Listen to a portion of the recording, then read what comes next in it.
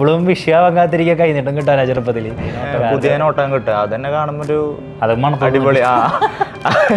അതിന് തലേ ദിവസം രാത്രി പടക്കം പൊട്ടിക്കും. അത് അപ്പുറത്തെ വീട്ടുകാരും നമ്മുടെ വീട്ടുകാരും തമ്മിൽ കോമ്പറ്റീഷൻ പോലെ അങ്ങനത്തെ ഒരു ഇതുണ്ടായിട്ടുണ്ട്. അത് നല്ലൊരു ഓർമ്മയാണ്.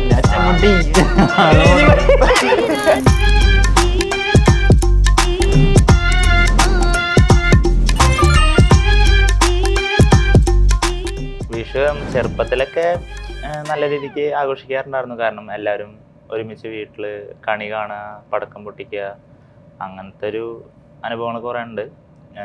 രാവിലെ അമ്പലത്തിൽ പോവുക അങ്ങനെ. പിന്നെ നമുക്ക് പിന്നെ കുറച്ച് കഴിഞ്ഞപ്പോൾ പ്രാക്ടീസും കളിയുടെയും ആ ഒരു ഭാഗമായപ്പോൾ പിന്നെ നമ്മൾ നാട്ടിലില്ലാണ്ടായി തുടങ്ങി.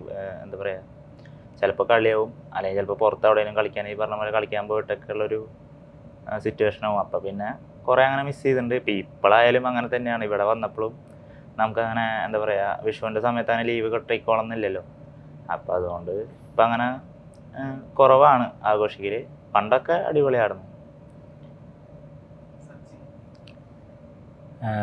എൻ്റെ വിഷുക്കാലം എന്ന് പറഞ്ഞാൽ ബിബിൻ പറഞ്ഞ പോലെ തന്നെയാണ്. കാരണം അധികം കാലം അങ്ങനെ ആഘോഷിക്കാൻ പറ്റിയിട്ടില്ല. വീട്ടുകാരുടെ കൂടെ കൂടുതലും കളിക്കാൻ പോവുക, ഓരോ ടൂർണമെൻറ്റുകൾക്ക് പോവുക, അങ്ങനെയായിരുന്നു.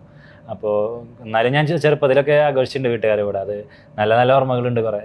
രാവിലെ നേരത്തെ എണീക്കും, ഒരു 4 മണിയാകുമ്പോൾ എനിക്ക് കണി കാണും പുലർച്ചെ. അതിന് തലേ ദിവസം രാത്രി പടക്കം പൊട്ടിക്കും. അത് അപ്പുറത്തെ വീട്ടുകാരും നമ്മുടെ വീട്ടുകാരും തമ്മിൽ കോമ്പറ്റീഷൻ പോലെയൊക്കെ ആയിരുന്നു വീട്ടിൽ. പടക്കം പൊട്ടിക്കുക, മാലപ്പടക്കം, എല്ലാ പടക്കം ഉണ്ടാവും, ഓലപ്പടക്കം.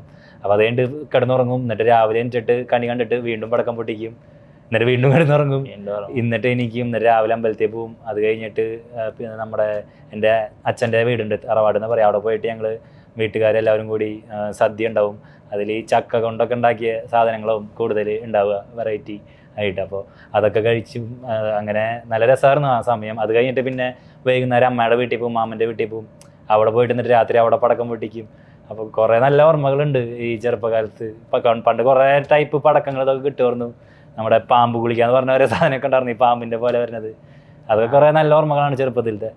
ഇപ്പോൾ എന്ന് പറഞ്ഞാൽ ഇപ്പോൾ ഫുള്ള് നമുക്ക് ഈ ഏപ്രിൽ ടൈമിൽ കളികൾ ഇതൊക്കെ ഉണ്ടാവും. എന്നാലും ഞങ്ങൾ പരമാവധി വീട്ടിലേക്ക് എത്തിച്ചേരാൻ പറ്റുമെങ്കിൽ എത്തിച്ചേരാറുണ്ട്. എന്നിട്ട് വീട്ടുകാരെ കൂടെ ആഘോഷിക്കാറുണ്ട്. പരമാവധി പടക്കമൊക്കെ പൊട്ടിച്ച് നല്ല രീതിയിൽ വീട്ടുകാരെ കൂടെ നല്ല രീതിയിൽ ആഘോഷിക്കാറുണ്ട് വിഷു ഞങ്ങൾ.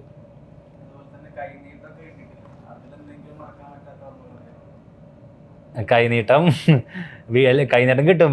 എപ്പോഴും വിഷയമാകാത്തിരിക്കുക കൈനീട്ടം കിട്ടാനാ ചെറുപ്പത്തിൽ. കാരണം എല്ലാം കൂട്ടി വെച്ച് നമ്മൾ എന്തെങ്കിലുമൊക്കെ വാങ്ങുക, അങ്ങനത്തെ ഒരു മൈൻഡാവും മുന്നേ തൊട്ട്.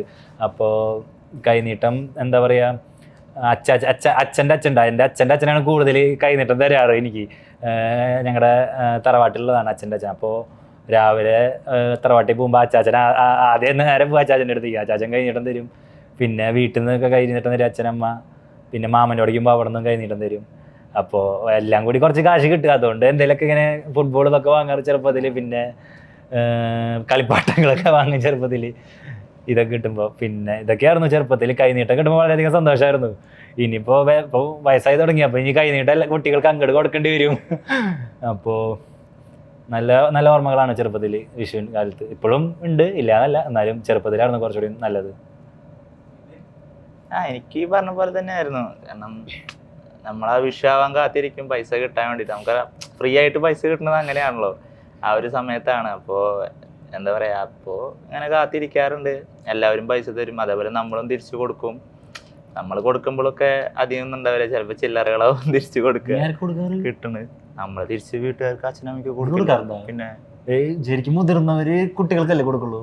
അങ്ങനല്ല, നമ്മൾ കൊടുത്താറുണ്ട്. ചെറുപ്പത്തിലല്ല, ചെറുപ്പത്തിൽ മീൻസ് പൈസ കിട്ടി തുടങ്ങിയപ്പോഴല്ലേ നീ കൊടുത്തു തുടങ്ങി? പൈസ കിട്ടിയൊന്നുമില്ല, അല്ലാണ്ടും കൊടുക്കാറുണ്ട് ഞാൻ. ചെറിയ ചില്ലറ പൈസ ഒക്കെ ചിലപ്പോ ഒറ്റ കോയിനൊക്കെ ഇല്ലേ, ഒറ്റ കോയിനൊക്കെ തിരിച്ചു കൊടുക്കാറുണ്ട്. നമുക്ക് അതേപോലെ തന്നെ ആട്ടം കിട്ടുക, ചിലപ്പോ പുത്തൻ ഓട്ടവും കിട്ടുക എപ്പോഴും. ഇപ്പൊ അച്ഛന്റെ അമ്മയുടെ ആണെങ്കിൽ പുതിയ നോട്ടം കിട്ടുക. അതന്നെ കാണുമ്പോ ഒരു അടിപൊളി. പുതിയ നോട്ടിന്റെ മണം അടിപൊളിയാണല്ലോ. അപ്പൊ അത് മണത്ത് നോക്കും. അങ്ങനത്തെ കുറെ. പിന്നെ അങ്ങനൊന്നുമില്ല, അതിപ്പോ നമുക്കറിയില്ല. കൂട്ടിക്ക് വരുമ്പോ ചിലപ്പോ 500,000 വരും.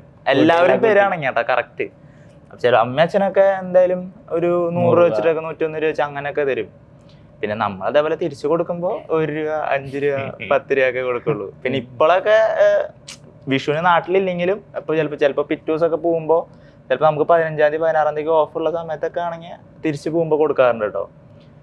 ഇപ്പോൾ ഇങ്ങനെ കളിയുടെ ഇതിലായി തുടങ്ങിയപ്പോൾ അപ്പോൾ തിരിച്ചു കൊടുക്കുമ്പോഴൊക്കെ നമ്മൾ ഈ പറഞ്ഞ പോലെ 100 101 രൂപ അങ്ങനെയൊക്കെ വെച്ചിട്ട് അച്ഛനും അമ്മയ്ക്കായാലും പിന്നെ ഫ്രണ്ട്സിനായാലും പിന്നെ അടുത്ത റിലേറ്റീവ്സ് അങ്ങനെ ഒക്കെ കൊടുക്കാറുണ്ട്. പിന്നെ ഈ പറഞ്ഞ പോലെ അമ്പലത്തിൽ പോവുക, രാവിലെ എണീറ്റ് സദ്യ കഴിക്കുക, അന്നത്തെ ഒരു ദിവസം പടക്കം പൊട്ടിക്കുക, അടിപൊളി ഫ്രണ്ട്സൊക്കെ ആയിട്ട് ഞങ്ങളുടെയിലൊക്കെ പോവുക. പടക്കം പൊട്ടിച്ചതിന്റെ അങ്ങനത്തെ പടക്കം പൊട്ടിച്ച എന്തെങ്കിലും അമ്പത്തങ്ങൾ ഉണ്ടാക്കി ഓർമ്മ പറയേ. അബദ്ധങ്ങളായിട്ടൊന്നും അങ്ങനെ എനിക്കുണ്ടായിട്ടില്ല. അങ്ങനെ അബദ്ധങ്ങളായിട്ടൊന്നും ഉണ്ടായിട്ടില്ല. കൊറേ അബദ്ധങ്ങൾ കണ്ടിട്ടുണ്ട് ചെയ്യണത് അവിടെ ഇവിടെയൊക്കെ. ഇല്ല നമ്മൾക്ക് സ്വന്തമായിട്ട് ഇതുവരെ അങ്ങനെ പ്രശ്നമൊന്നും ഉണ്ടായിട്ടില്ല കേട്ടോ. എല്ലാരും സേഫ് ആയിട്ടാ പൊട്ടിച്ചവിടുന്നത്. എനിക്ക് ഒരു പ്രാവശ്യം മറ്റേ എന്താ പറയാ മറ്റേ ഇതില്ലേ വാണം വിടില്ലേ ഈ കുപ്പിയിലൊക്കെ വെച്ചിട്ട് ചെയ്യാറ്.